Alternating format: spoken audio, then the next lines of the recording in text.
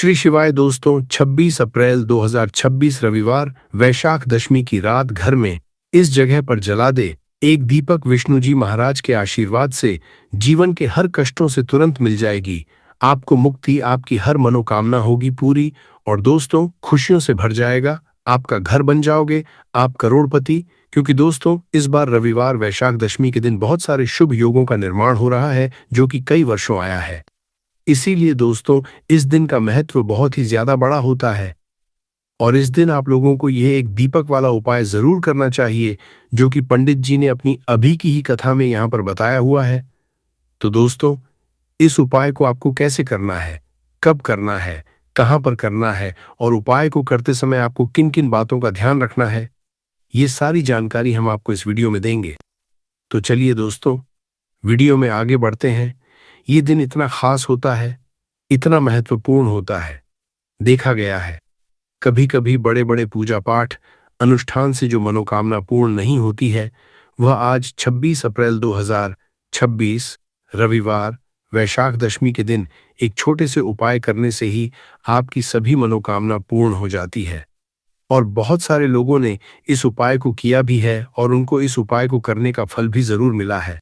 अगर आप लोग भी इस उपाय को आज 26 अप्रैल 2020 रविवार वैशाख दशमी के दिन करना चाहते हैं तो आप इस उपाय को पहले अच्छे से समझ लेना, सुन लेना, उसके बाद करना। आपको इस उपाय का फल जरूर मिलेगा और इस उपाय को करने से आपके घर में चाहे किसी भी तरह की दुख और समस्या क्यों ना चल रही हो, आपको उसका कारण भी नहीं पता है कि दोस्तों ये समस्या किस कारण से चल रही है। उसका कुछ भी कारण हो सकता है, जैसे पितृदोष हो सकता है, क्षणि दोष हो सकता है या किसी भी तरह मंगल दोष भी हो सकता है और भी बहुत तरह के दोष होते हैं, कुछ भी हो सकता है। पर आपको इस उपाय को करने के लिए अपने दोष को पता लगाने की भी जरूरत नहीं है। आज 26 अप्रैल 2026 रविवार वैशाख दशमी के दिन इस एक दीपक वाला उपाय को आप लोगों को कर लेना है। दोस्तों अब हम समझते हैं इस वाले उपाय को हमें करना किस समय है। तो सबसे पहली बात दोस्तों हम समझते हैं कि यह एक दीपक वाला उपाय करना किसको है। तो देखिए, पर सीधी सी बात है कि ये एक दीपक वाला उपाय जो उपाय है ये किस लिए किया जा रहा है। ये मनोकामना को पूर्ण करने के लिए किया जा रहा है या आपके जीवन में जो दुख और परेशानियां हैं उनको दूर करने के लिए किया जा रहा है या आपका कोई बड़ा काम है जो कि नहीं हो पा रहा है, आप उसके लिए इस उपाय को कर सकते हो। तो सीधी सी बात यह है कि आप अपनी किसी भी तरह की मनोकामना के लिए इस वाले उपाय को कर सकते हो। तो ये उपाय वो व्यक्ति कर सकता है जिस व्यक्ति को अपनी किसी भी तरह की मनोकामना भगवान शिव जी से पूर्ण करवानी हो। और अगर कोई भी माताएं बहनें जो हैं अपने घर की सुख और शांति के लिए, घर में धन समृद्धि को बढ़ाने के लिए वाला उपाय करना चाहती है तो घर की जो बड़ी माताएं बहनें होंगी वह इस एक दीपक वाला उपाय को विशेष रूप से करें। क्योंकि माताएं बहनें घर की लक्ष्मी होती है और जब घर की कोई विशेष उपाय करती है तो उसका फल ही बहुत जल्दी मिल जाता है और बहुत बड़ा होकर मिलता है। अन्यथा इस उपाय को कोई भी व्यक्ति कर सकता है, चाहे वो बड़ा हो, चाहे वो छोटा हो, चाहे वो बच्चा हो। जिस व्यक्ति को ये एक दीपक वाला उपाय समझ आ गया वो व्यक्ति इस एक दीपक वाला उपाय को रविवार वैशाख दशमी के दिन जरूर करें, क्योंकि उसको इस उपाय को फल बहुत ही जल्दी मिल जाएगा। क्योंकि 26 अप्रैल 2026 रविवार वैशाख दशमी के दिन माता लक्ष्मी जी बहुत आसानी से प्रसन्न हो जाती हैं। तो आइए अब हम समझते हैं कि इस एक दीपक वाला उपाय को आपको करना कैसे है और इस उपाय को करने का जो समय है वो क्या है। तो देखिए, 26 अप्रैल 2026 रविवार वैशाख दशमी के दिन किए जाने वाले ये एक दीपक वाला जो उपाय है ये मुख्य रूप से सुबह का समय, प्रातःकाल का समय होगा। किस समय होगा? सुबह का समय होगा। आपको कोशिश यही करनी है कि सुबह के समय हम इस एक दीपक वाला जो उपाय को कर लें। पर किसी कारणवश अगर आप सुबह को इस उपाय को न कर पाओ, आपको कहीं काम से जाना हो या किसी और काम की वजह से आप उपाय को न कर पाओ, तो आपके पास फिर दूसरा मौका रहेगा जो कि शाम के समय का रहेगा, प्रदोष काल का रहेगा। अब दोस्तों प्रदोष काल का समय भी एक बहुत ही लोगों के मन में प्रश्न बन जाता है कि दोस्तों ये समय होता कब है, कितने बजे से लेकर बजे ये समय होता है, ताकि हमें उपाय के लिए जो है करने का समय पता लग जाए। तो हम आपको बता दें, प्रदोष काल का जो एक समय होता है, शाम का समय, वो होता है शाम के 6 बजे से लेकर शाम के 7 बजे के बीच का। इस समय के बीच में आप उपाय को करेंगे तो आपको उस उपाय का ज़रूर फल मिलेगा। तो शाम के 6 बजे से लेकर शाम के 7 बजे के बीच में आप लोग इसे एक दीपक वाला जो उपाय को कर सकते हो। तो भैया बहुत लोग यहाँ पर ये प्रश्न भी ज़रूर करेंगे कि दोस्तों, हम तो नौकरी पर जाते हैं, हम अपनी ड्यूटी पर जाते हैं और आने में हमें देर हो जाती है, तो उस जगह पर हमें क्या करना चाहिए? तो देखिए, उन लोगों को भी टेंशन लेने की ज़रूरत नहीं है। अगर आप लोग इस उपाय को शाम के समय प्रदोष काल में कर रहे हैं और अगर आप आने में देरी भी हो जाती है, आपको आने में 7 बजे तक आप नहीं पहुंच पाते हो, तो दोस्तों आप 7 या रात 8 बजे तक भी अगर उपाय को करोगे तो भी चल। और अगर इससे भी थोड़ा देर हो जाती तो भी आप उपाय को कर सकते हो, क्योंकि 26 अप्रैल 2026 रविवार वैशाख दशमी का दिन है। ये दिन बहुत ही कम आता है पूरे साल भर में एक बार, इसलिए जब आपको मकान मिल जाए, जब आप इस उपाय को जरूर कर लेना। कोई भी उपाय हो, आप कभी भी कर सकते हो। रविवार वैशाख दशमी के दिन बस कोशिश करना कि समय के थोड़ा मतलब अंतर्गत ही कर लो, पर किसी कारणवश अगर न कर पाओ तो फिर आप थोड़ा देरी से भी कर सकते हो, आपको उपाय का जरूर मिलेगा। पूज्य गुरुजी ने कहा कि जब भी रविवार वैशाख दशमी का दिन पड़े तो आपको सिर्फ और सिर्फ यह एक दीपक वाला उपाय करना है। इससे आपके जीवन में अगर धन वैभव की समस्या चल रही है, अगर आप रुपए पैसों के लिए बहुत ज्यादा परेशान रहते हैं, आर्थिक तंगी चल रही है, कई कई बार आप प्रयास बहुत करते हैं, मेहनत बहुत करते हैं, परंतु आपको धन हासिल नहीं हो पाता है, आप मेहनत करने के बावजूद भी सफल नहीं हो पाते हैं, आप अपने व्यापार असफल हो जाते हैं, नौकरी करने के प्रयास में असफल हो जाते हैं, किसी भी कार्य में अगर आप असफल हो रहे हो या फिर आपको धन की हानि हो रही हो, तो गुरुजी ने कहा कि आपको ये छोटा सा उपाय इस वैशाख दशमी में जरूर करना चाहिए। तो चलिए जानते हैं इस विशेष उपाय के बारे में, परंतु उससे पहले एक प्रार्थना। अगर आप समग्र ज्ञान चैनल पर नए हैं तो कृपया चैनल समग्र ज्ञान को सब्सक्राइब अवश्य कर लें। आज का ये वीडियो बहुत ही खास होने वाला है, क्योंकि रविवार वैशाख दशमी में किए जाने वाले 3 विशेष उपाय आज आपको इस वीडियो में बताए जाएंगे। ये उपाय आप अपनी समस्या के अनुसार कर सकते हैं। इन उपायों में आपको धन हासिली के उपाय बताए जाएंगे, आपकी मनोकामना पूर्ति के उपाय बताए जाएंगे। जीवन में किसी भी तरह के संकट चल रहे हैं, समस्याएं चल रही हैं, तो उनको दूर करने के उपाय बताए जाएंगे। चलिए हैं पूज्य गुरुजी द्वारा बताए गए सबसे पहले उपाय के बारे में। इस उपाय के लिए आपको सबसे पहले जरूरत पड़ेगी एक दीपक और 2 लौंग की। अब यह एक दीपक और 2 लौंग आज रविवार वैशाख दशमी की रात घर में इस जगह पर जला देगी। बड़े से बड़ा शत्रु भी घुटने टेक देगा और आप 1 महीने के अंदर अंदर करोड़पति बन जाओगे। क्योंकि दोस्तों, आज की वीडियो बहुत ही खास है, विशेषकर उन लोगों के लिए जो अपने शत्रुओं से बहुत ज्यादा परेशान रहते हैं, या फिर जिनको बहुत ज्यादा लगती है, जिनके घर में नजर दोस्त बहुत है, जिनके शत्रु उनके पीछे पड़े हुए हैं। शत्रुओं ने इतना परेशान कर दिया है कि घर में धन की बर्बादी लगी हुई है। घर में पैसे को लेकर बहुत परेशानियां हैं, घर में आए दिन कुछ न कुछ हो रहा है। अब देखिए, शत्रु जब किसी व्यक्ति के उसे परेशान करते हैं तो व्यक्ति अपने जीवन में बहुत ज्यादा दुखी रहता है। हमारे जीवन में 2 तरह के शत्रु होते हैं। एक व्यक्ति वो जो सामने से हम पर वार करता है और हमें पता होता कि ये व्यक्ति हमारा शत्रु है, और एक होते हैं गुप्त शत्रु। गुप्त शत्रु बहुत खतरनाक होते हैं, क्योंकि ये कुछ ना कुछ ऐसा करते हैं जिससे कि जीवन में कष्ट, दुख, तकलीफें जो हैं ये बहुत बढ़ जाती हैं। अब आपको बता दें कि कपूर जो होता है, ये न सिर्फ आपके शत्रुओं से आपको छुटकारा दिलाता है, धन से जुड़ी समस्याओं को भी आपके जीवन से दूर करने का काम करता है। अगर आपके घर में कोई भी नेगेटिव एनर्जी है, कोई नकारात्मक ऊर्जा है, कोई नजर दोष है, कोई बड़ी बुरी शक्ति है, कुछ भी ऐसा आपके घर में है, उसे कपूर तुरंत दूर करता है। क्योंकि जो कपूर होता है, इसके अंदर सकारात्मक ऊर्जा बहुत ज्यादा होती है, और ऐसे ही कपूर आप अपने घर में जलाते हैं। ऐसा समझ लीजिए कि जितनी भी नजर दोष है, बुरी शक्तियां हैं, वह घर से दूर हो जाती हैं, और आपके दुश्मन जो होते हैं उनके पसीने छूटने लगते हैं। मतलब आपके शत्रु चाहे कितने भी ताकतवर क्यों ना हो, चाहे कितनी भी कोशिश कर लें कि आपको नुकसान पहुंचाना है, आपके साथ कुछ बुरा करना है, उनकी सारी बेकार हो जाती है जब आप कपूर अपने घर में जलाते हैं। देखिए, कपूर कोई साधारण चीज नहीं होती है। जितना छोटा यह कपूर होता है, इसके लाभ और इसके चमत्कार उतने ही ज्यादा बड़े होते हैं। आपको बता दें कि जो कपूर होता है, ये आपकी एक समस्या को दूर नहीं करता है। आपके जीवन में जितने भी दुख हैं, कष्ट हैं, चाहे तो वह पैसे को लेकर है, चाहे बीमारियों को लेकर है, किसी ने कुछ करा दिया है, घर में कोई बुरी शक्ति है, ऐसा समझ लीजिए हर समस्या का आपको कपूर से मिल जाता है, कपूर के उपाय से मिल जाता है। इसी के साथ आपको बता दें कि जब भी आप कपूर के उपाय करते हैं, अपने घर में कपूर जलाते हैं, आपके घर में देवी देवताओं का वास होता है, आपके घर में धन की देवी माता लक्ष्मी का वास होता है। क्योंकि जो लौंग और कपूर होता है, कपूर और लौंग के उपाय भी बहुत चमत्कारी होते हैं कि आप जब भी लौंग और कपूर अपने घर में जलाएंगे या कपूर अपने घर में जलाएंगे तो के घर में सकारात्मक ऊर्जा हर तरफ फैलती है और बढ़ जाती है, जिससे आपके घर में अगर कोई भी नकारात्मक ऊर्जा है, कोई बुरी शक्ति है, वो तुरंत आपके घर से दूर होती। साथ ही साथ रविवार का जो दिन होता है, ये संकट मोचन विष्णु जी को समर्पित होता है, बजरंग बली को समर्पित होता है। और आप सभी जानते हैं कि जो बजरंग बली है, जो संकट मोचन विष्णु जी हैं, इनका नाम ही संकट मोचन है।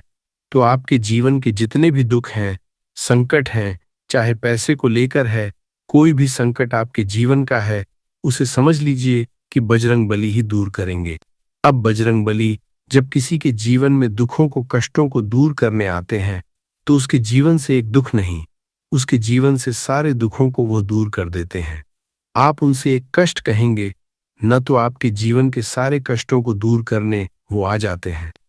उन्होंने भगवान राम के कष्टों को भी दूर किया था, आप सभी जानते हैं। और आपके जीवन कष्टों को भी बजरंगबली ही दूर करेंगे। और ऐसा समझ लीजिए कि इनकी कृपा जब किसी पर होती तो दुश्मन चाहे कितना भी बड़ा क्यों ना हो, आपका बाल विवाह का नहीं कर पाता है, मतलब आपका कुछ नहीं बिगाड़ पाता। जब इनकी कृपा साथ होती है तो रविवार के दिन आपको ये लौंग और कपूर का उपाय अपने घर पर करना है। कपूर आपको अपने घर पर कैसे जलाना है, ये हम आपको आज की वीडियो में बताएंगे। तो देखिए आपको यहाँ पर क्या करना है। 5 लौंग लेनी है, ठीक है ना, 5 लौंग लेंगे। साथ ही साथ आपको यहाँ पर लेने हैं 3 कपूर के टुकड़े, छोटे छोटे से कपूर के टुकड़े 3 लेंगे, 5 लौंग लेंगे। अब आपको क्या करना है कि अपने घर के मंदिर में हनुमान जी की कोई मूर्ति है, प्रतिमा है, वहां पर आपको बैठ जाना है। ये उपाय आपको रविवार के दिन शाम के समय में करना है, ठीक है ना, बैठ जाएंगे। अब अगर आप हनुमान चालीसा का पाठ कर सकते हैं तो हनुमान चालीसा का पाठ करेंगे। और हनुमान चालीसा का पाठ अगर आप नहीं कर पा रहे हैं तो यहाँ पर आपको भगवान राम का नाम लेना है। 108 जय सीताराम, जय सीताराम, जय सीताराम, आपको 108 बार बोलना है। 108 बार बोलने के बाद आपको क्या करना है कि सबसे पहले एक दीपक जलाना है देसी घी का भगवान राम की तस्वीर के आगे। और फिर आपको ये 5 लौंग और जो कपूर आपने 3 लिए हैं, इनको आपको जला देना है। जलाने के बाद जो इसका धुआं होगा कपूर का और लौंग का जो धुआं होगा, ये आपको अपने पूरे घर में फैलाना है। जितने भी कमरे हैं, पहले विष्णु जी की आरती होंगे और फिर इस कपूर और लौंग के धुएं को पूरे घर में फैला देंगे, जितने भी कमरे हैं सभी जगह पर। और फिर आपको लास्ट में घर के मंदिर में लाकर जो कपूर और लौंग है जला हुआ, उसे रख देंगे। और संकट मोचन विष्णु जी से यहाँ पर आपको कहना है कि मेरा ये शत्रु है, मुझे इसमें बहुत परेशान कर दिया है, आपकी कृपा होगी तो मुझे मेरे शत्रु से छुटकारा जरूर मिलेगा। फिर आपको क्या करना है कि विष्णु से प्रार्थना कर लेनी है। और जब वो लौंग और कपूर ठंडा हो जाएगा, कपूर तोड़ जाएगा, लौंग जो होगी उसकी राख जो होगी उसे आपको लेना है और जल में मिला देना है। जल में मिलाने के बाद उस जल का छिड़काव आपको अपने घर में मुख्य द्वार पर करना है, बाहर की तरफ और अंदर की तरफ, दोनों तरफ आपको उस जल का छिड़काव करना है। यहाँ पर इस लौंग की जो रख है, जिसका छिड़काव आप पानी में डालकर कर रहे हैं। देखिए आपके जो शत्रु हैं, अगर वो आपके घर में कुछ ऐसा करने की सोच रहे हैं तो कर नहीं पाएंगे। दूसरी चीज, अगर आपके घर में कुछ है ऐसा जिसकी वजह से घर में पैसे की कमी है, जिसकी वजह से धन नहीं आ रहा है, जिसकी वजह से आपके घर में दुर्घटनाएं हो रही हैं, तुरंत आपके घर से ऐसी चीजें दूर होती हैं। नजर दोष है तो नजर दोष भी दूर होगी, क्योंकि यहाँ पर आपको सीधे सीधे भगवान संकट मोचन हनुमान जी का आशीर्वाद मिल गया है। उनकी कृपा जब किसी पर होती तो हमने पहले भी बताया कि उस व्यक्ति को कोई कुछ नहीं बिगाड़ सकता है, क्योंकि वह स्वयं भगवान संकट मोचन हनुमान जी। तो इस उपाय को करने से आपको बता दें कि जो भी आपके शत्रु होते हैं ना, वो आपका कुछ बिगाड़ नहीं पाते हैं। वो कोशिश कितनी भी कर लें कि आपके साथ ऐसा करना है वैसा करना है, कोशिश कितनी भी कर लें, लाख कोशिश कर लें, कितने भी प्रयास कर लें, परंतु आपके साथ कुछ भी बुरा नहीं कर पाते हैं। साथ ही साथ बात कर लेते हैं अपने बहुत ही छोटे से दूसरे उपाय की, जो कि है आपके घर में पैसे को बढ़ाने के लिए। देखिए, बार ऐसा होता है घर में कोई दोष है, किसी की नजर लग गई है, पैसे को लग गई, व्यक्ति को लग गई, तब भी घर में पैसे की बर्बादी होना शुरू हो जाती है। अब आप अपने घर में पैसे को बढ़ा सकते हैं। कपूर से हमने पहले ही बताया, कपूर में सकारात्मक ऊर्जा बहुत होती है और कपूर बहुत तेजी से पैसे को बढ़ाने का काम भी करता है। माँ लक्ष्मी का आपके घर में वास होता है। जब आप इस दूसरे उपाय को करते हैं, आपको क्या करना, 3 छोटे छोटे कपूर के टुकड़े लेने हैं और अपने घर के मुख्य द्वार पर, जो मुख्य द्वार आपका है, जो मेन गेट है, जहां से आप अंदर आते हैं बाहर जाते हैं, लकड़ी वाला, वहां पर 3 कपूर रखकर जलाने हैं और अच्छे से अपने मुख्य दरवाजे पर इसको दिखाना है। देखिए, आपके घर के मुख्य दरवाजे से नेगेटिव एनर्जी भी अंदर आती है, पॉजिटिव एनर्जी भी अंदर आती है, मतलब बुरी शक्तियां भी अंदर आती हैं और बेकार शक्तियां भी अंदर आती हैं। अब क्या करना है, जब ये कपूर आप अपने घर के दरवाजे पर जलाते हैं तो कभी भी आपके घर में बुरी शक्तियां अंदर नहीं घुस पाती हैं, नजर दोष घर को नहीं लगती है। और सबसे बड़ी बात, मुख्य द्वार पर जब पॉजिटिव एनर्जी होती है, सकारात्मक ऊर्जा होती है, तो धन की देवी माता लक्ष्मी का आपके घर में वास होता है।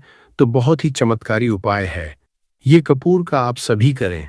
धन निरंतर प्रतिदिन आपका बढ़ता चला जाएगा।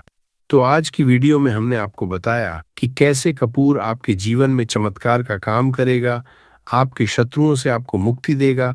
बहुत ही चमत्कार ये उपाय है। तो बात करें अगले महत्वपूर्ण और असरशाली उपाय के बारे में, तो दोस्तों 26 अप्रैल 2026 रविवार वैशाख दशमी के दिन बस चुपचाप घर में इस जगह पर फेंक देना 5 काली मिर्च के दाने। विष्णु जी महाराज के आशीर्वाद से न सिर्फ आपके जीवन में होगी धन की वर्षा, बल्कि बन जाओगे आप करोड़पति। और दोस्तों, खुशियों से भर जाएगा आपका घर, आपकी हर मनोकामना होगी पूरी, अचानक बढ़ने लगेगा। बैंक बैलेंस, करियर, कारोबार में दिन रात कमाएंगे, इतना पैसा आएगा कि संभाले नहीं संभलेगा। क्योंकि दोस्तों, इस बार रविवार वैशाख दशमी के दिन बहुत सारे शुभ योगों का निर्माण हो रहा है, जो कि कई वर्षों बाद आया है। इसीलिए दोस्तों, इस दिन का महत्व बहुत ही ज्यादा बड़ा होता है और इस दिन आप लोगों को यह 5 काली मिर्च के दाने वाला उपाय जरूर करना चाहिए, जो कि पंडित जी ने अपनी अभी की ही कथा में यहाँ पर बताया है। तो दोस्तों, इस उपाय को आपको कैसे करना है, कब करना है, कहां पर करना है और उपाय को करते समय आपको किन किन बातों का ध्यान रखना है, ये सारी जानकारी हम आपको इस वीडियो में देंगे। तो चलिए दोस्तों, वीडियो में आगे बढ़ते हैं। देखिए, ये दिन इतना खास होता है, इतना महत्वपूर्ण होता है, देखा गया है कभी कभी बड़े बड़े पूजा पाठ अनुष्ठान से जो मनोकामना पूर्ण नहीं होती है, वह 26 अप्रैल 2026 रविवार वैशाख दशमी के दिन एक से उपाय करने से ही आपकी सभी मनोकामना पूर्ण हो जाती है। और बहुत सारे लोगों ने इस उपाय को किया भी है और उनको इस उपाय को करने का फल भी जरूर मिला है। अगर आप लोग भी इस उपाय को 26 अप्रैल 2026 रविवार वैशाख दशमी के दिन करना चाहते हैं, तो आप इस उपाय को पहले अच्छे से समझ लेना, सुन लेना, उसके बाद करना। आपको इस उपाय का फल जरूर मिलेगा और इस उपाय को करने से आपके घर में चाहे किसी भी तरह की दुख और समस्या क्यों न चल रही हो, आपको उसका कारण भी नहीं पता है कि दोस्तों ये समस्या किस कारण से चल रही है। उसका कुछ भी कारण हो सकता है, जैसे पितृदोष हो सकता है या किसी भी तरह का मंगल दोष भी हो सकता है, और भी बहुत तरह के दोष होते हैं, कुछ भी हो सकता है। पर आपको इस उपाय को करने के लिए अपने दोष को पता लगाने की भी जरूरत नहीं है। 26 अप्रैल 2026 रविवार वैशाख दशमी दिन इस 5 काली मिर्च के दाने वाला उपाय को आप लोगों को कर लेना है। दोस्तों, अब हम समझते हैं इस वाले उपाय को हमें करना किस समय है। तो सबसे पहली बात दोस्तों, हम समझते हैं कि यह 5 काली मिर्च के दाने वाला उपाय करना किसको है। तो देखिए, यहां पर सीधी सी बात है कि यह 5 काली मिर्च वाला उपाय जो उपाय है, यह किस लिए किया जा रहा है। ये मनोकामना को पूर्ण करने के लिए किया जा रहा है, या आपके जीवन में दुख और परेशानियां हैं उनको दूर करने के लिए किया जा रहा है, या आपका कोई बड़ा काम है जो कि नहीं हो पा रहा है, आप उसके लिए इस उपाय को कर सकते हो। तो सीधी सी बात यह है कि आप अपनी किसी भी तरह की मनोकामना के लिए इस वाले उपाय को कर सकते हो। तो यह उपाय वह व्यक्ति कर सकता है जिस व्यक्ति को अपनी किसी भी तरह की मनोकामना भगवान शिव जी से पूर्ण करवानी हो। और अगर कोई भी माताएं, बहनें जो हैं अपने घर की सुख और शांति घर में धन समृद्धि को बढ़ाने के लिए यह वाला उपाय करना चाहती हैं, तो घर की जो बड़ी माताएं बहनें होंगी वो इस 5 काली मिर्च के दाने वाला उपाय को विशेष रूप से करें, क्योंकि माताएं बहनें घर की लक्ष्मी होती है और जब घर की लक्ष्मी कोई विशेष उपाय करती है तो उसका फल ही बहुत जल्दी मिल जाता है और बहुत बड़ा होकर मिलता है। अन्यथा इस उपाय को कोई भी व्यक्ति कर सकता है, चाहे वो बड़ा हो, चाहे वो छोटा हो, चाहे वो बच्चा हो। जिस व्यक्ति को यह 5 काली मिर्च के दाने वाला उपाय समझ आ गया, वह व्यक्ति इस 5 काली मिर्च वाला उपाय को रविवार वैशाख दशमी के दिन जरूर करें, क्योंकि उसको इस उपाय को फल बहुत ही जल्दी मिल जाएगा। क्योंकि 26 अप्रैल 2026 रविवार वैशाख दशमी के दिन भगवान शिव जी बहुत आसानी से प्रसन्न हो जाते हैं। तो आइए अब हम समझते हैं कि इस 5 काली मिर्च के दाने वाला उपाय को आपको करना कैसे है और इस उपाय को का जो समय है वह क्या है। तो देखिए, 26 अप्रैल 2026 रविवार वैशाख दशमी के दिन किए जाने वाले ये 5 काली मिर्च के दाने वाला जो उपाय हैं, ये मुख्य रूप से शाम के समय का रहेगा, प्रदोष काल का रहेगा।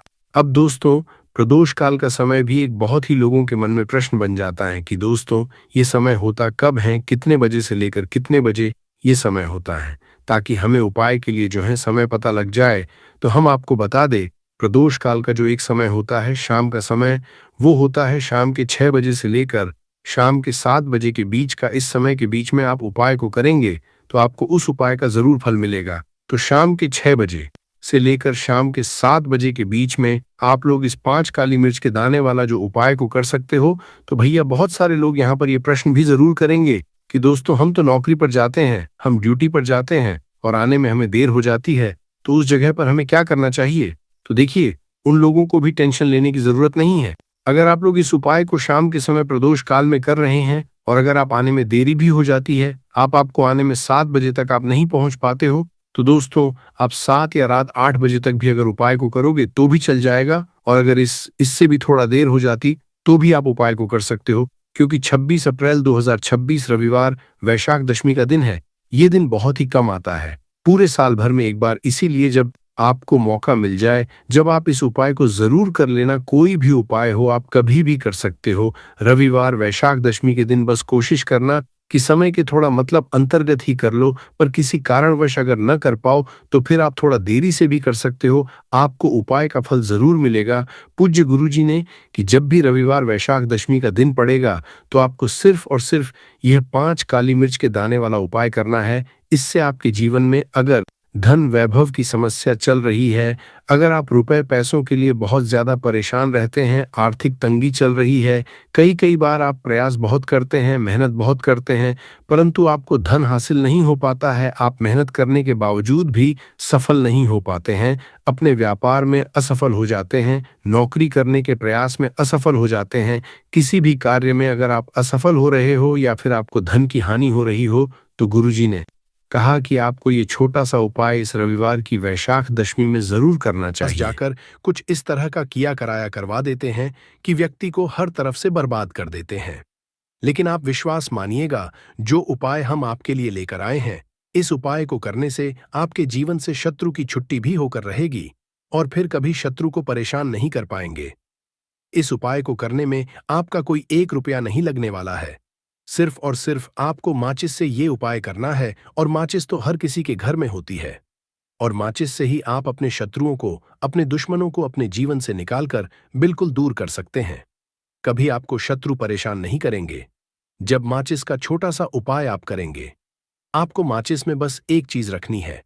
कौन सी चीज कैसे रखनी है, किस दिन ये उपाय आपको करना है, पूरा आपको वीडियो में बताने वाले हैं। लेकिन उससे पहले आपको लगाना है जयकारा। देखिए, जयकारा सबसे पहले इसलिए लगा दीजिए क्योंकि जैसे ही जयकारा लगाते हैं, बालाजी महाराज की कृपा सीधे सीधे आपको मिलती है।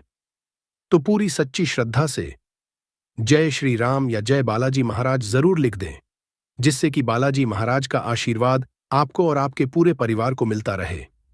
क्योंकि इनका आशीर्वाद जिन्हें मिलता है, ना का उनका अहित नहीं होता, उनका हमेशा कल्याण ही होता है। इसीलिए और वीडियो को लाइक, चैनल को सब्सक्राइब जरूर कर ले, क्योंकि बालाजी महाराज के आशीर्वाद से आपकी समस्या के हल आपको मिलते हैं।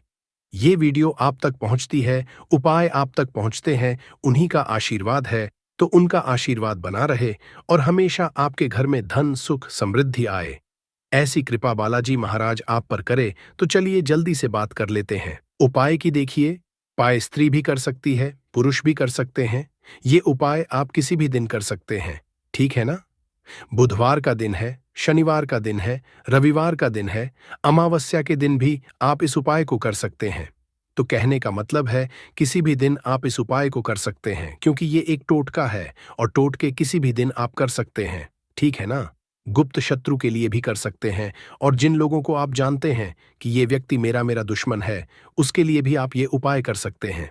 किस समय करना है? सुबह, शाम, दोपहर, किसी भी समय ये उपाय आप कर सकते हैं। तो चलिए बात कर लेते हैं उपाय की। देखिए, जयकारा नहीं लगाया हो तो जल्दी से जयकारा लगा दीजिए। सबसे पहले आपको एक माचिस लेनी है। माचिस की पूरी डब्बी लेनी है। माचिस भरी हुई होनी चाहिए, तीली उसके अंदर हो। खाली माचिस बिल्कुल आपको नहीं लेनी है, भरी हुई माचिस लेनी है। साथ ही साथ एक छोटा सा कागज आपको लेना है। कागज ऐसा ले जिस पर कोई लाइन ना हो, कुछ लिखा हुआ ना हो, सिंपल कागज, सफेद रंग का। साथ ही साथ आपको क्या करना है, काले रंग का एक पेन भी लेना है। तो काले रंग का मार्कर होता है, वो भी आप ले सकते हैं। कोई भी पेन ले लीजिए, रंग काला होना चाहिए। अब आपको क्या करना है, जो कागज आपने लिया है, ठीक है ना, उस कागज के ऊपर आपको अपने शत्रु का नाम लिखना है। अगर का नाम पता है तो मान लीजिए, शत्रु का नाम पता ही नहीं है, या शत्रु बहुत हैं, या गुप्त शत्रु हैं जिनके बारे में आप जानते ही नहीं। क्योंकि देखिए, गुप्त शत्रु का कोई पता नहीं लगा सकता। बहुत सारे कम ऐसे लोग हैं जिन्हें पता होता है कि हाँ, गुप्त शत्रु हैं हमारे, या पता लग जाता है। किसी तरीके से आधे से ज्यादा केस में गुप्त शत्रु के बारे में पता ही नहीं चलता है। इसलिए आप नाम ना लिखकर शत्रु या गुप्त शत्रु लिखेंगे पर्ची पर, तो आपको ज्यादा लाभ होगा। इससे क्या होगा, आपके जितने भी शत्रु हैं, ना 2 हैं, 3 हैं, 4 हैं, 1000 हैं, कितने भी हैं, सभी परास्त हो जाएंगे और सभी आपके जीवन से दूर हो जाएंगे। मतलब उनकी पूरी ताकत खत्म हो जाएगी। कुछ आपका नहीं बिगाड़ पाएंगे। तो कोशिश वो कितनी भी कर लें कि आपका नुकसान करना है, धन हानि करनी है, व्यापार खराब करना है, लेकिन सिर्फ सोचेंगे कर कुछ नहीं पाएंगे। तो देखिए, पर्ची पर आपको नाम लिख लेना है, या फिर नाम ना लिखकर आप शत्रु लिखें तो ज्यादा उत्तम है। शत्रु लिख लिया, अब उस पर्ची को आपको फोल्ड कर लेना है, ठीक है ना, मोड़कर उसे बंद कर लेना है पर्ची को। अब जो माचिस है आपके पास, उस माचिस के अंदर इस पर्ची को, इस सफेद रंग के कागज को जिस पे आपने शत्रु लिखा है, उस पर्ची को आपको रख लेना है। रख लिया। अब इस माचिस को आपको बंद करके अपने पास रख लेना है। माचिस खोलकर ही उसके अंदर आपको पर्ची रखनी है, और फिर माचिस को 24 घंटे तक, कितने घंटे, 24 घंटे, यानी 24 आवर, 24 घंटे आपको उस माचिस को अपने पास रखना है। देखिए, जब 24 घंटे हो जाएंगे, उसके बाद आपको क्या करना है। 24 घंटे में आप सोचें कि रात में आप सो रहे हैं, तो क्या माचिस को बाहर निकाल कर रखना है? नहीं, सोते समय भी उस माचिस की डिब्बी को अपने पास रखना है, ठीक है ना? अपनी पॉकेट में आप रख सकते हैं, तकिया के पास रख सकते हैं, कहीं भी रखिए, रखना अपने पास। जब 24 घंटे हो जाएंगे, उसके बाद अगले दिन आपको क्या करना है कि सुबह उठना है। जो भी आप काम करते हैं वो काम कर लीजिए। उसके बाद जब भी आपको समय मिले, उस समय आपको क्या करना है, कहीं एकांत स्थान पर जाना है, ठीक है ना? आप किसी ऐसे स्थान पर भी जा सकते हैं जहां पानी भरा होता है, इकट्ठा हो जाता है। ऐसे स्थान पर भी जा सकते हैं, या ऐसे स्थान पर चले जाइए जो बिल्कुल एकांत, जहां कोई आता जाता ना हो। एकांत व्यक्ति आए तो कोई बात नहीं, ज्यादा लोग ना आते जाते हो, ऐसे स्थान पर आपको जाना है। और वहां जाकर फिर से आपको अपने शत्रुओं के बारे में सोचना है। ऐसा सोचना है कि मेरे जितने भी शत्रु हैं, अब वो परास्त हो रहे हैं, मेरे जीवन से दूर हो रहे हैं, और चाहकर भी अब वो मेरा कुछ नहीं बिगाड़ सकते। ऐसा सोचना है, और मन ही मन आपको प्रार्थना करनी है राहु से कि मेरे जो शत्रु हैं, मेरे जो दुश्मन हैं, उन्हें मेरे जीवन से आप दूर कर दीजिए, ठीक है ना? ये माचिस का उपाय राहु से जुड़ा हुआ है। अब आपको क्या करना है, उस पूरी माचिस की डिब्बी को वहां एकांत में फेंक कर आ जाना है। तो माचिस की डिब्बी को जब फेंकेंगे, पर्ची के साथ ही आपको फेंकना है।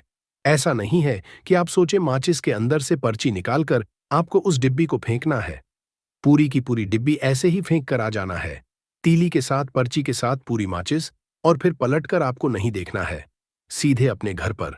आइए हाथ पैर धो लीजिए। बाकी आपको कुछ भी करने की जरूरत नहीं है। कितनी ये उपाय करना है? सिर्फ एक बार करना है। ज्यादा बार ये उपाय नहीं करना है। सिर्फ एक बार तो किसी भी दिन आप ये उपाय करिए। शत्रु 1 हो, 2 हो, लाख हो, 1000 हो, करोड़ ही क्यों ना हो, आपके जीवन से दूर हो जाएंगे और कभी आपको परेशान नहीं कर पाएंगे। तो बहुत उत्तम, बहुत अचूक उपाय है। करिए और रातों रात इसका चमत्कार देखिए। देखिए, ये उपाय स्त्री पुरुष कोई भी कर सकता है। किस समय करना है? सुबह में, दोपहर, कभी भी इस उपाय को आप कर सकते हैं। किसी भी दिन कर सकते, ठीक है ना? बाकी कुछ भी आपको पूछना हो, आप कमेंट सेक्शन में पूछ सकते हैं। बाकी बालाजी महाराज का जयकारा जरूर लगाइए। उनका आशीर्वाद आपको मिलता रहेगा। उनका आशीर्वाद जिन्हें मिलता है, उनका हमेशा कल्याण ही होता है और कभी उन्हें शत्रु परेशान नहीं कर पाते हैं। अगर आप यहां तक वीडियो देख चुके हैं तो आपको बता दूं, आगे बताए जाने वाले उपाय इतने लाभकारी है, जिस किसी ने भी किए उसको 100% लाभ हासिल हुआ है। तो चलिए, साधारण जीवन में इस्तेमाल होने वाली वस्तुओं के कुछ धन प्राप्ति उपाय भी बताते हैं। इसी तरह घर में और भी कुछ चीजें हैं जो आपके वास्तु दोष का कारण बनती है और आपकी परेशानी की वजह बनती है। तो आइए पहले जान लें, क्या आपको अपने घर में वास्तु दोष के बारे में कैसे पता लगता है और किस तरह से आप बड़ी ही आसानी से इसे कर सकते हैं। दोस्तों, वास्तुशास्त्र के अनुसार किसी भी घर में वास्तु दोष होने से सुख, शांति और पारिवारिक उन्नति में बाधा पैदा होती है। वास्तु दोष के कारण पनपने वाली नकारात्मक ऊर्जा से व्यक्ति के भाग्य पर बुरा असर पड़ता है।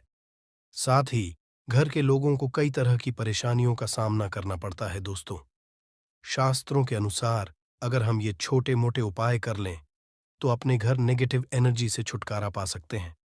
तो आइए जानते हैं, लेकिन उससे पहले दोस्त आपसे रिक्वेस्ट है कि वीडियो को लाइक करें, अपने दोस्तों के साथ शेयर करें और अगर आपने अभी तक चैनल को सब्सक्राइब नहीं किया तो सब्सक्राइब करके बेल आइकॉन जरूर प्रेस कर लें। दोस्तों, नंबर 1, जीवन में तरक्की पाने के लिए रोज पहली रोटी गाय को दें, पीपल को जल चढ़ाएं और चींटियों को मिला आटा दे।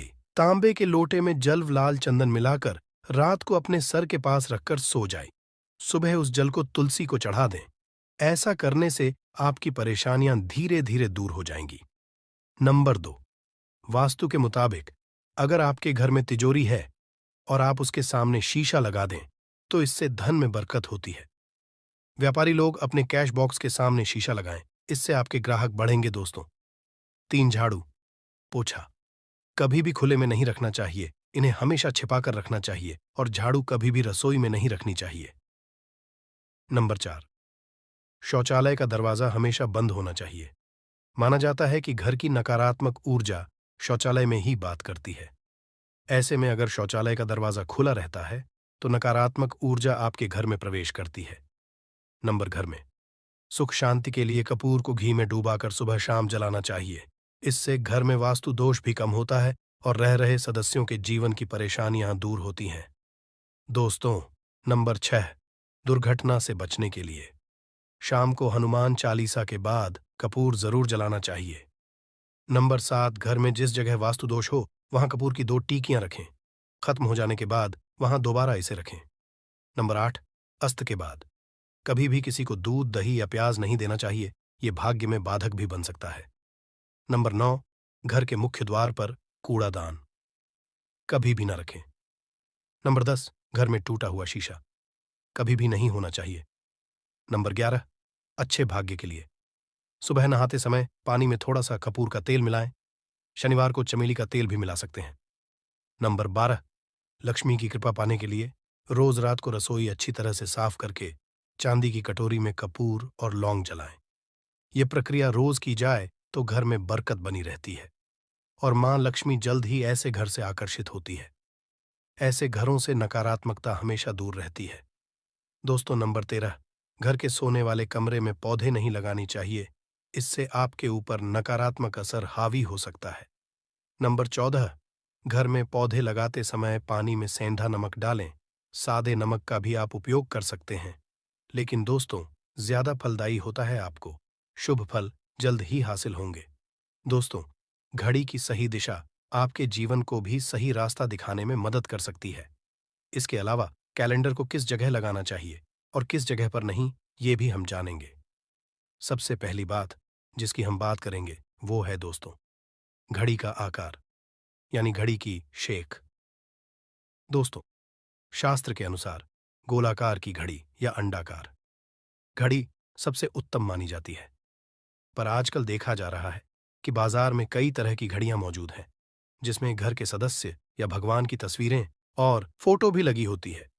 लेकिन दोस्तों, आपको बता दें कि घड़ी के साथ तस्वीरें लगाना बिल्कुल भी सही नहीं है। इससे आपके घर के सदस्यों के जीवन पर समय का असर देखने को मिल सकता है। और की तस्वीर घड़ी में बिल्कुल भी नहीं लगानी चाहिए, क्योंकि भगवान की तस्वीर को रोज धूप, दीप, अगरबत्ती और पूजन की आवश्यकता होती है, और घड़ी तो कई महीनों तक धूल में पड़ी रहती है। इससे भगवान का अपमान होता है और यह शुभ नहीं माना जाता। हो सके तो घड़ी का आकार गोल और अंडाकार ही पसंद है। घड़ी का गोल या अंडाकार बोना हमारी पृथ्वी के आकार को दर्शाता है, जो को और घड़ी में नुकीले कौन होते हैं, और वास्तु के अनुसार नुकीली चीजें नकारात्मक ऊर्जा का संचार करती हैं। दोस्तों, अगली बार जिसका आपको ख्याल रखना है वो ये है कि घड़ी को स्वच्छ रखें, साफ सफाई का ध्यान रखें, धूल ना जमा होने दें, और कहीं से भी घड़ी टूटी फूटी नहीं होनी चाहिए। दोस्तों, जैसा कि हम सभी चाहते हैं कि हमारे जीवन में सब अच्छा और बेहतर होता रहे, तो उसके लिए हम खुद को संवारे रखते हैं, नए कपड़े और नए आभूषण पहनते हैं। उसी तरह अपने घर की घड़ी को स्वच्छ और नए जैसा ही रखना चाहिए। ये कहीं से भी टूटी फूटी नहीं होनी चाहिए। समय समय पर घड़ी पर चढ़ी धूल और जालों को साफ करते रहें, जिससे आपका भाग्य भी धुंधला नहीं पड़ेगा। दोस्तों, कई घरों में आदत होती है कि पुरानी गाड़ी को बनवा कर ही चलाते रहते हैं। एक जगह नई घड़ी आई तो पुरानी किसी और जगह लगा देते हैं। कृपया ध्यान रखें, घर में पुरानी या फिर टूटी हुई या धूल चढ़ी हुई और बंद गाड़ी तो बिल्कुल भी ना रखें। क्यों? इससे घर में नकारात्मकता और दरिद्रता का वास होने लगता है। बंद पड़ी घड़ी को घर में रखने से व्यक्ति के जीवन में नए अवसर नहीं आते और वो अपने कार्य में सफलता हासिल नहीं कर पाता। अगली बार जिसका आपको ध्यान रखना है वो है घड़ी की सही दिशा। घड़ी को कभी भी दक्षिण दिशा में नहीं लगाना चाहिए। दक्षिण दिशा यमलोक की दिशा मानी जाती है। काल का अंतिम चक्र यहीं से शुरू होता है। इसीलिए वास्तुशास्त्र में इस दिशा को घड़ी के लिए अशुभ माना गया है। घर में घड़ी को उत्तर दिशा, पूर्व दिशा या पश्चिम दिशा में आप लगा सकते हैं, लेकिन ध्यान रखें कि घड़ी को कभी भी मुख्य द्वार, कमरे के दरवाजे या आने जाने के लिए उपयोग किए जाने वाले दरवाजे के ऊपर कभी भी नहीं लगाना चाहिए। इससे समय का असर आपके आने जाने की गति और दिनचर्या पर पड़ सकता है। दोस्तों, घड़ी के साथ कैलेंडर का भी ध्यान रखें। जहां घड़ी समय का चिन्ह है, तो वहीं कैलेंडर उससे जुड़ी तारीखों का लेखा जोखा बताता है। कैलेंडर को पूर्वी और उत्तरी दिशा की दीवार पर कभी भी नहीं लगाना चाहिए। ये इससे वास्तु दोष उत्पन्न होता है। और कृपया करके अपने घरों में नए कैलेंडर के साथ पुराना कैलेंडर कभी भी ना लगाएं। दोस्तों, घड़ी और कैलेंडर दोनों ही आने वाले समय के सूचक हैं, जो आगे बढ़ने की प्रेरणा देते हैं। उन्हें समय के अनुसार ही लगाना चाहिए। इस बात का हमेशा ध्यान रखें कि घड़ी का समय हमेशा सही होना चाहिए। बहुत से लोगों की आदत होती है घड़ी का समय आगे या पीछे रखते हैं, तो ये गलती आप ना करें। समय हमेशा सही रखें। इससे आपको कभी भी समय का कालचक्र और दुष्ट परिणाम हासिल नहीं होता। ये छोटा सा आप जरूर करके देखिए। दोस्तों, छोटी छोटी बातें हैं जिनका आपको ध्यान रखना है। दोस्तों, रखी हुई घड़ी और पुराना कैलेंडर आपके भाग्य को भी रुकावटों से भर देता है। इसीलिए वक्त के साथ आगे बढ़ते रहने के लिए घड़ी और कैलेंडर को बदलते रहिए, और कैलेंडर को कभी भी अपने सोने के कमरे में ना लगाएं, ना ही इसे कभी मुख्य द्वार पर टांगे। ये शुभ नहीं माना जाता। पुरानी घड़ी को दान में देना शुभ माना जाता है। इससे आपके जीवन से बुरा समय निकल जाता है। इसीलिए अगर आपके घर में कोई पुरानी घड़ी है जो टूटी फूटी ना हो और खराब ना हो, तो वो आप किसी जरूरतमंद को दान में जरूर दें। दोस्तों, हमारे हिंदू संस्कृति में प्रत्येक घर में प्रतिदिन पूजा पाठ करने की परंपरा है, और इसके लिए सभी अपने घरों में अपने आराध्य का छोटा सा ही क्यों ना हो, परंतु एक मंदिर अवश्य ही बनाते हैं। नियमित पूजा पाठ करने से न सिर्फ मानसिक शांति मिलती है, बल्कि पूरे घर में सकारात्मक ऊर्जा भी व्याप्त हो जाती है। परंतु यह बात भी सच है कि पूजा पाठ करने के कुछ नियम भी होते हैं, जिन्हें यदि हम कर देते हैं तो हमें हमारी पूजा का पूरी तरह से फल हासिल नहीं होता। पूजा करने के नियम प्राचीन काल से ही चले आ रहे हैं, जो कि एक ठोस धरातल पर आध्यात्मिक और वैज्ञानिक दोनों ही दृष्टिकोण से ध्यान में रखकर बनाए गए हैं। इसलिए हमें इन नियमों को बिल्कुल भी अनदेखा नहीं करना चाहिए। ऐसा ही एक महत्वपूर्ण नियम है नाद, यानी कि पूजा करते समय हम जब घंटी बजाते हैं, उसे बजाने के लिए शास्त्रों कुछ नियम निर्धारित किए गए हैं। शास्त्रों में देवताओं के सामने घंटी बजाने का बहुत अधिक महत्व बताया गया है, जिसे हम इस कृष्ण श्लोक के द्वारा समझ सकते हैं। आगम अर्थमतु देवानाम गमन अर्थम तु राक्षसाम घन्यथा रावम करुमियादो। देवता आह्वान चरण, इसका अर्थ है कि घंटी बजाने से देवताओं का आगमन और राक्षसों का गुमान होता है, और जो घंटियां राक्षसों से हमारी रक्षा करती है उसे हमारा नमन है। तो चलिए दोस्तों, जान लेते हैं कि पूजा करते समय जब हम घंटी बजाते हैं तो उसके पीछे क्या कारण है, घंटी को बजाने के क्या नियम है, और पूजा के वक्त घंटी बजाते समय होने वाली गलतियां कौन सी है जो हमें भूल कर भी नहीं करनी चाहिए। दोस्तों, क्या आपने कभी अपने घर के मंदिर में रखी हुई घंटी को ध्यान से देखा है? अगर आप ध्यान से देखेंगे तो आपको घंटी के ऊपरी हिस्से पर, यानी जहां से हम इसे पकड़ते हैं, उस पर गरुड़ बना हुआ देता है। अंततः घर पर जो हम घंटी इस्तेमाल करते हैं उसे गरुड़ घंटी कहा जाता है। पूजा करते समय गरुड़ घंटी का उपयोग भगवान को आमंत्रित करने, अर्थात भगवान का आवाहन करने के लिए किया जाता है, जिससे एक सुंदर ध्वनि से भगवान का आवाहन करने का आभास होता है। जब हम विधि विधान से पूजा करते हैं तो उसमें घंटी का उपयोग अवश्य रूप से करते हैं। पूजा संपन्न होने पर आरती करते विशेष रूप से नाद होना चाहिए, नहीं तो हमारी पूजा आदि अधूरी मानी जाती है। परंतु हम में से अधिकांश लोग इसे मात्र एक सामान्य प्रक्रिया मानते हैं और पूजा करते समय घंटी बजाना भूल जाते हैं। तो आइए जानते हैं उन नियमों के बारे में। मतलब आज की वीडियो पूरी तरह से आपके प्रश्नों पर आधारित है, जिनका उत्तर मैं आपको शास्त्रों के अनुसार देने का पूरा प्रयास करूंगा। तो वीडियो को पूरा जरूर देखें, और अगर आपको आज की वीडियो अच्छी लगे तो इसे लाइक जरूर कीजिए। जय मां लक्ष्मी आपके इस वीडियो को जो भी लाइक और चैनल को सब्सक्राइब करें, उसके जीवन में कभी भी धन की कमी ना होने देना। दोस्तों, हमारे प्राचीन शास्त्र की मान्यता है कि सृष्टि के निर्माण के समय सबसे पहले जो बड़ी सी ध्वनि निकली थी वह घंटी की आवाज के समान सुनाई दी थी। घंटी की ध्वनि में ओमकार नाथ का भी आभास होता है, इसलिए घंटी को ईश्वर की आवाज मानते हुए पूजा में स्थान मिला है। इसलिए घंटी का कभी भी अपमान न करें, और जिस तरह से देवी देवता की पूजा की जाती है वैसे ही घंटी की भी पूजा करनी चाहिए। दूसरी बात, घंटी को प्रणाम करके ही उसे बजाना चाहिए। बिना प्रणाम किए घंटी बजाना अच्छा नहीं समझा जाता। दोस्तों, आपने अक्सर यह महसूस किया होगा कि पूजा करते समय जैसे ही घंटी बजाई जाती है तो पूरे घर के साथ साथ संपूर्ण वातावरण शुद्ध और पवित्र सा हो जाता है और चारों ओर सकारात्मकता फैल जाती है। परंतु यदि हम नियमों को नजरअंदाज कर देते हैं तो हमें इसका संपूर्ण फल नहीं मिल पाता है।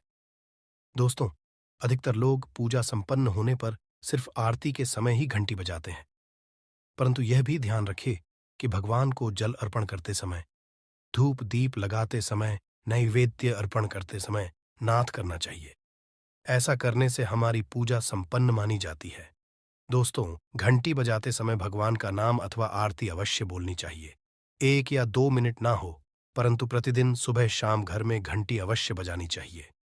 यदि आपको अपने घर में या अपने आप में नकारात्मकता महसूस हो तो आप थोड़ी देर के लिए भगवान के सामने घंटी अवश्य बजाए, सारी नकारात्मकता नष्ट हो जाएगी। दोस्तों, पूजा घर में शनि महाराज एकांत, विरह, उदासीनता और वैराग्य के देवता माने जाते हैं, जबकि गृहस्थी को चलाने के लिए राग, प्रेम एवं भौतिक चीजों की जरूरत होती है। इसलिए शनि की मूर्ति को घर में नहीं लाना चाहिए। दोस्तों, सबसे पहली बात, दीपक और धूप दान की।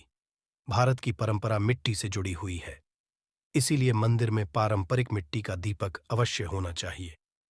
अगर आप मिट्टी का दीपक नहीं रख सकते हैं तो धातु के दीपक का उपयोग करें। अगर भगवान में आपकी आस्था ज्यादा हो तो आप उपला रखकर गुड़ और घी का धूप भी दे सकते हैं। ऐसा करने से घर में सुख शांति बनी रहती है। दूसरी चीज, घर के मंदिर में स्वास्तिक अवश्य होना चाहिए। या तो आप इसे बना लें, क्योंकि स्वस्तिक आपके घर की शक्ति, सौभाग्य, समृद्धि और शुभता का प्रतीक समझा जाता है। यही मुख्य कारण है कि कोई भी शुभ कार्य करने से पहले स्वस्तिक का चिन्ह अवश्य बनाया जाता है। तीसरी चीज है कलश। भगवान श्री कृष्ण कहते हैं, कलश सुख और समृद्धि का प्रतीक है। अपने मंदिर में रोली कुमकुम से स्वस्तिक बनाकर उस पर मंगल कलश अवश्य रखें।